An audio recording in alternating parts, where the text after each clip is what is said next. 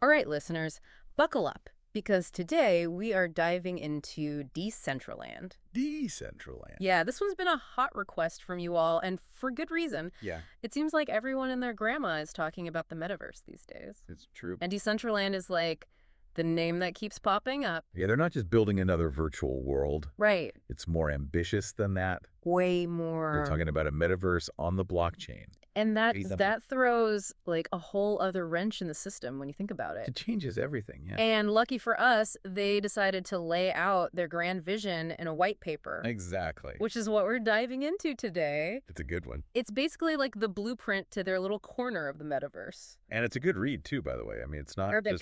just, the technical specifications. It's more like, here's why this matters. Okay. Like, this is a manifesto. I like that. I like Yeah. that a lot. Yeah. But before we get into all of that, Yeah. let's rewind a little bit. Yeah.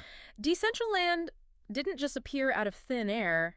They've had a pretty interesting fast evolution. Rapid, yeah. Would you say rapid? Very much so. Okay. I mean, it's easy to forget. They started with what they called the Stone Age, which was literally a grid where you could just buy pixels and change their color.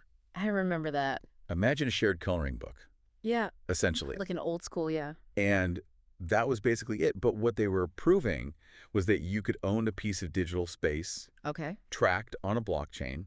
And even back then, they were already playing with, I think it was a modified Bitcoin blockchain. The ambition was there from the beginning. That's wild. Yeah, and then they moved to the Bronze Age pretty quickly. Okay. And brought in 3D environments and divided the world up into parcels. So this is like going from a static image to like an actual world you can walk around in. Exactly. And already they were grappling with how to do that without relying on a central server, Right, which is a huge... which is a key part of this whole thing. Yeah, yeah. And something I definitely want to unpack more as we go on. Yeah, it's a huge challenge. So we've got this rapidly evolving virtual world. Yeah. It's trying to like completely break the mold of how we think about online spaces, Right.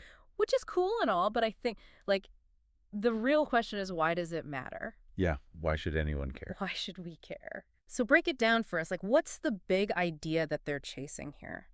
Why decentralize the metaverse? Yeah. So we're talking about like a fundamental shift, right? Like how Yeah. we think about online spaces instead of like, Yeah. the Facebooks of the world deciding the rules. It's like, Yeah, top down. yeah, what if it was just like, What if it was from the ground up? Yeah. Shared ownership, shared control. exactly. It's really at the heart of Decentraland's vision. Okay. It's a direct response to all of the concerns about centralized platforms. Right. All the headlines we see Yeah. about data privacy, censorship, creators not getting their fair share. For sure. They want to flip that script. Okay. I like it. I like where this is going. But Yeah. how do you even begin to decentralize something as complex as a metaverse? It's a huge... Like their white paper goes into it, their tech stack. They do a pretty good job of laying it out.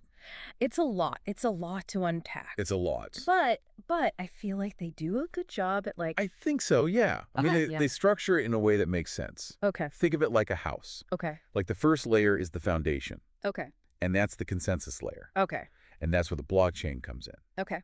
Ethereum specifically. Ethereum. Okay. This is like the bedrock Okay. that's ensuring that every transaction, every piece of ownership Mm-hmm. is secure and transparent.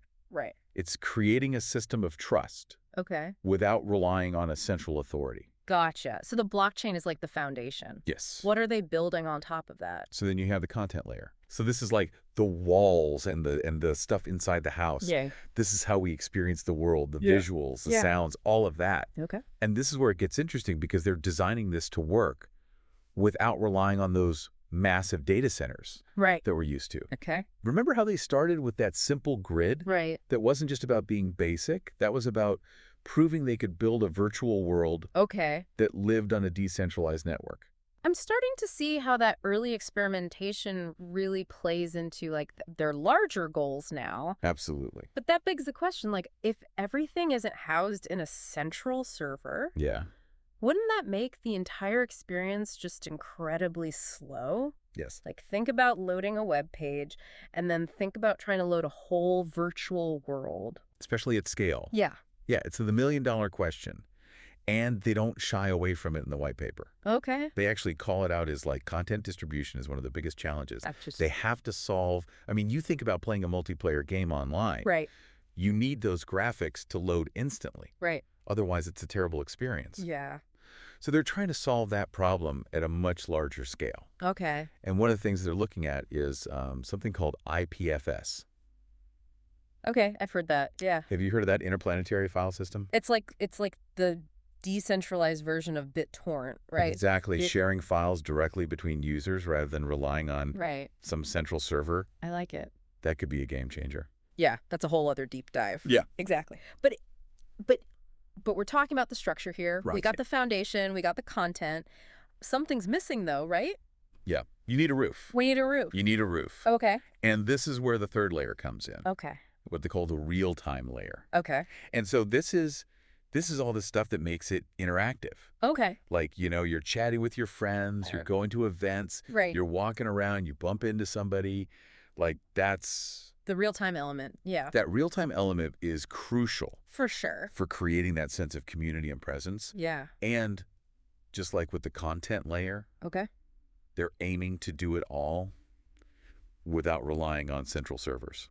It's like they're building a virtual world with the same principles of decentralization True. that underpin cryptocurrencies. Exactly. Which brings us to another big piece of this whole puzzle, MANA. Yeah, their own cryptocurrency. Which we haven't even touched on yet. Yeah, it's a big deal. So break it down for me, like what role does MANA play in all of this? Okay, so we've talked about their vision for like this decentralized internet, this three-tier, framework for how the tech actually works. But we haven't even touched Mana yet. It's a big one. So big. MANA is like the lifeblood of Decentraland. Okay. It's the cryptocurrency that drives the entire in-world economy. Okay. It's what allows users to really own, buy, sell, interact. Give me a real-world example. Like, I'm a visual learner.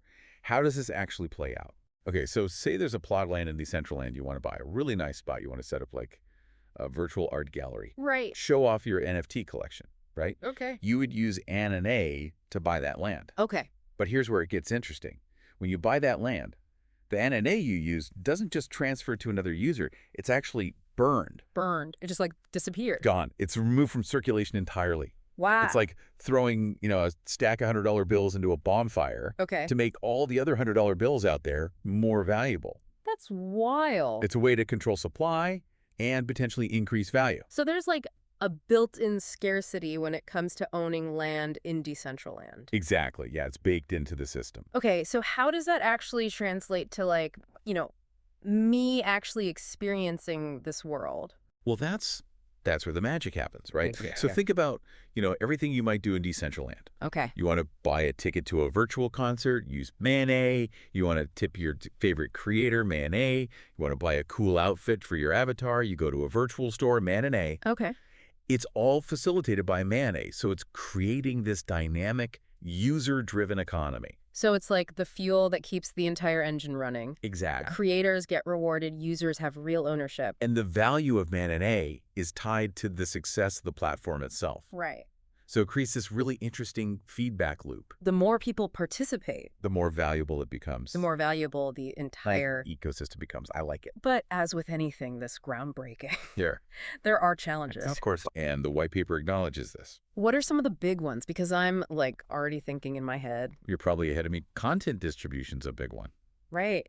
I mean, if they're not going to rely on these centralized servers, Yeah. they've got to figure out a way to make it so that downloading, accessing the data, Make it fast. all the visuals, all the sounds, everything that makes up this world has to be seamless.